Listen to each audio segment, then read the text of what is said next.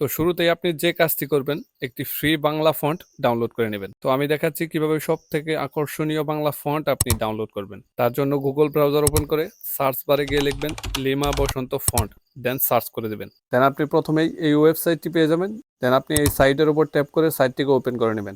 তো ওপেন হয়ে গেলে আপনাদের সামনে এরকম ইন্টারফেস শো করবে। দেন এখানে প্রথমেই দেখতে পাচ্ছেন ডাউনলোড লিমা বসন্ত, এখানে আপনি ট্যাপ করে দিবেন। দেন ট্যাপ করলেই এই ফন্টটি ডাউনলোড শুরু হয়ে যাবে। দেখুন ডাউনলোড হচ্ছে। তো ফন্ট ডাউনলোড হয়ে গেলে দেন আমরা ব্যাক করে ফোনের হোম পেজে চলে আসবো। দেন ফোনের ফাইল ম্যানেজার ওপেন করে নেবেন। এখানে ডাউনলোড ফোল্ডার থাকবে, এখানে আপনি ট্যাপ করে দেবেন। দেন প্রথমে আপনি ফন্টটি পেয়ে যাবেন। এখন আপনি ফন্টের উপর ট্যাপ করে দেবেন। দেন আপনার সামনে এরকম ইন্টারফেস শো করবে।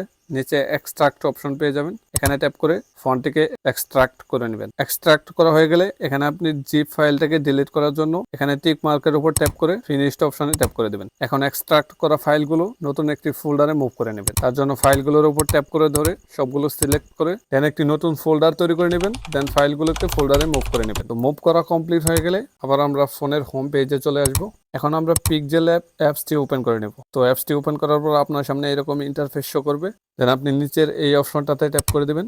দেন নিচের অপশনগুলোকে আপনি একটু বাম দিকে স্ক্রল করলেই এখানে ফন্ট অপশন পেয়ে যাবেন। দেন আপনি এই ফন্ট অপশনের উপর ট্যাপ করে দেবেন। এখানে অনেক ইংরেজি ফন্ট পেয়ে যাবেন। তো আমরা এখানে বাংলা ফন্ট অ্যাড করব।